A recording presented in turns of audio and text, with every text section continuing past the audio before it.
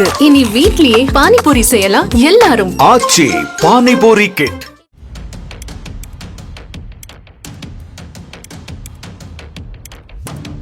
விவசாயிகள் இந்த நிறத்துக்காகவும் டேஸ்டுக்காகவும் இன்ஜெக்ஷன் போடுறாங்க பழத்துல அப்படின்னு சொல்றாங்க.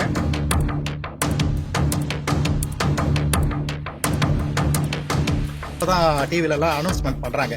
அதெல்லாம் கேட்ட பிறகு எங்களுக்கு ஆதங்கமா இருக்கு. ஏன்டா விவசாயம் பண்றதுக்கு வந்தோன்ற மாதிரி கூட நிலைமை இருக்கு.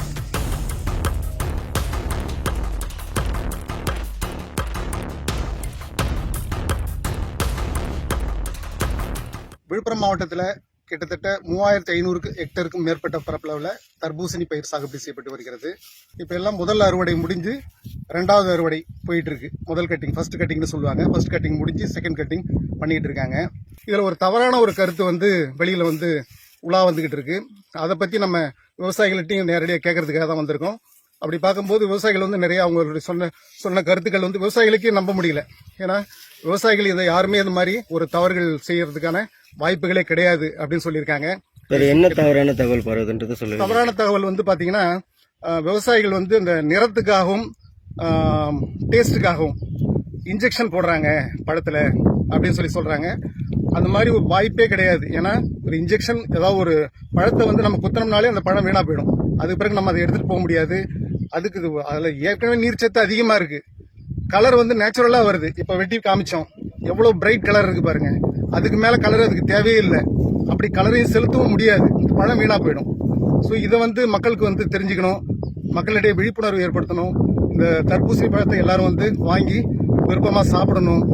அழுகுற குழந்தை கூட அழுகையை நிறுத்திட்டு தர்பூசணி சாப்பிடுன்னு சொல்லுவாங்க.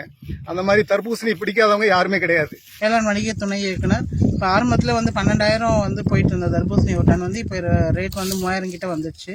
3000 வந்ததும் இல்லாமல் இப்போ எடுக்கிறதுக்கே ஆள் இல்லாமல் இருக்குது. இதுக்கு ஒரு தவறான தகவல் வியாபாரிகள் மத்தியில் பரவுனதும் பொதுமக்கள் மத்தியில் பரவுனது தான் காரணம். ஆனால் நாங்கள் இதனால் நேரடியாக இயற்கை முறையில் தர்பூசணி விவசாயம் பண்ணுற விவசாய வயலில் பார்த்துட்டு அவர் எந்த ரசாயனமே கலக்காமல் இந்த தர்பூசணி விவசாயம் பண்ணியிருக்காரு. இதில் எதுவுமே ரசாயனம் கலக்கிறதுக்கு வாய்ப்பே இல்லை. இயற்கையாகவே நல்ல சுவையாகவும் நல்ல கலராகவும் தான் இந்த பழம் இருக்குது. அதனால பொதுமக்கள் எந்த பயமும் இல்லாமல் இதை பயன்படுத்தலாம். வியாபாரிகளும் இதை விவசாயிகளை இது பண்ணாமல் இந்த விஷயத்தை வச்சு விவசாயிகளை அவங்களோட உற்பத்தி செலவு இதெல்லாம் இருக்குது. அதை அவங்கள விவசாயிகளை காப்பாற்ற நோக்கத்தில் வணிகர்களும் இந்த பயிரை கொள்முதல் செய்து பொதுமக்களுக்கு எடுத்துகிட்டு போய் கொடுக்கணும்னு கேட்டுக்கிறோம். நான் விவசாயம் செய்கிறேன். தர்பூசணி தான், வாட்டர்மெலன் தான் விவசாயம் செய்கிறேன். நான் படிச்சுட்டு இந்த ஃபீல்டுக்கு வந்தேன். ஆர்வமாக செய்யணுன்ட்டு தான் இந்த ஃபீல்டுக்கு வந்தேனே. ஆக்சுவலாக இந்த பிரச்சனை இதில் தர்பூசணியில் சென்சிட்டிவான பயிர் இதில் நம்ம ரொம்ப இது பண்ணி தான் கொண்டு வரணும். இது கஷ்டப்பட்டு தான் கொண்டு வரணும். இந்த பயிரை போயிட்டு இந்த கிராப் போயிட்டு நிறைய பிரச்சனை சொல்றாங்க. இப்போதான் டிவிலலாம் அனௌன்ஸ்மெண்ட் பண்றாங்க. அதெல்லாம் கேட்ட பிறகு எங்களுக்கு ஆதங்கமா இருக்குது. ஏன்டா விவசாயம் பண்றதுக்கு வந்தோன்ற மாதிரி கூட நிலைமை இருக்கு. ஆக்சுவலா இது ஒரு சென்சிட்டிவான பயிருங்க. இதுல நம்ம அது மாதிரி எந்த இதுவும் பண்ண முடியாது. கலப்படமோ எதுவுமே பண்ண முடியாது. ஒரே ஒரு புல்லு குத்தனா கூட அதோடைய தன்மை மறுநாளே மாறிடும். பொங்கும், ஒரு மாதிரி நுர மாதிரி தள்ளும். அது மாதிரி பயிரை போயிட்டு இது மாதிரி சொல்றாங்க. நம்மளுக்கு வருத்தமா இருக்கு. இதோடைய நான் எப்படி கல்டிவேஷன் பண்றன்ற மாதிரி நான் சொல்றேன் பாருங்க. இதை ஃபர்ஸ்ட் ஃபீல்ட்ல நல்லா உழவு பண்ணிடுவோம். கல்டிவேட்டர் 5 பாயிண்ட் சொல்லுவோம். அது மாதிரி அந்த ஃபீல்ட்ல நல்லா உழவு பண்ணிட்டு அது மேல எருவு கொட்டுவோம். சாணம், மாட்டு சாணம் சொல்லுவோம்ல, அதை கொட்டுவோம். கொட்டிட்டு திரும்ப ரொட்டேட்டரி போட்டு ஓட்டுவோம். இதுக்கு நிறைய செலவு. சில விவசாயிங்க இதுல நஷ்டப்பட்டு நிறைய விவசாயமே வேணான்ட்டு வெறுத்து போய் போனவங்களாம் இருக்காங்க. சூசைட் பண்ணவங்களும் இருக்காங்க. அப்படின்றக்குள்ள இவ்வளோ இது பண்ணி செலவு பண்ணி கொண்டு வரத போயிட்டு இதுமாதிரி சொல்லக்கூட ரொம்ப கஷ்டமா இருக்கு. இது இப்போ ஷீட் போடுறதுக்கு முன்னாடி இது மாதிரி பண்ணிடுறோம். பண்ணிட்டு மாட்டு சாணம் மேலே களைச்சிடுறோம். களைச்சிட்டு பெட்டு போட்டுக்குவோம். ஒரு பெட்டு 4 அடி டிஸ்டன்ஸ். இந்த பெட்டுக்கும் இந்த பெட்டுக்கும் 4 அடி டிஸ்டன்ஸ் இருக்கும். இந்த ஷீட் 3 அடி. இந்த ஷீட்டோடைய இது அளவு 3 அடி. இது 6 அடியும் தள்ளிப்பாங்க. கொஞ்சம் விவசாயி 4 அடியும் கேப் வச்சுப்பாங்க. ஏன்னா அவங்களுடைய இது சின்ன வண்டி வச்சு ஓட்டுறதுக்காக இந்த கேப் வச்சிருப்பாங்க.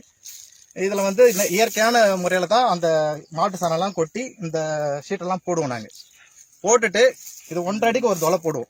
1.5 அடிக்கு ஒரு தொலை போட்டு நாங்க ஜெமினேஷன் ட்ரேல போட்டும் பண்ணுவோம். சிலவங்க டைரக்ட் ஜெமினேஷன், டைரக்டா அந்த விதையை குழிக்கு வைப்பாங்க. இது ஜெமினேட்டர் ஆகிறதுக்கு ஒரு 7 days, 6 to 7 days அவ்வளோ நாள் ஆகும். ட்ரேல பண்றவங்க ஒரு 12 நாள், இதுனா 13 நாள் 14 நாள் அப்படி எடுத்து வைப்பாங்க. அது பண்ணிடுறோம். பண்ணிட்டு ஃபர்ஸ்ட் வந்து ஸ்ப்ரே வந்து எப்படி பண்ணுவோம்னா, இயற்கையா வேப்ப கொட்டை இருக்குல்ல, அதை அரைச்சி வேப்ப எண்ணெய் உருவாக்கி அதுதான் ஸ்ப்ரே பண்ணுவோம்.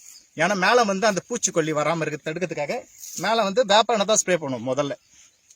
அது வந்து ஒரு 15 days, ஒரு 15 நாளுக்குள்ள அதை பண்ணிடுவோம். திரும்ப வந்து நெக்ஸ்ட் வந்து ஒரு வீக்லி ஒன்ஸ் வந்து ஏதோ ஒரு ஸ்ப்ரே, அது வந்து தயிர், இயற்கையா தயிர், அதுவும் கூட ஏதாவது இயற்கையான முறையில் கிடைக்கக்கூடிய இதெல்லாம் பண்ணுவோம்.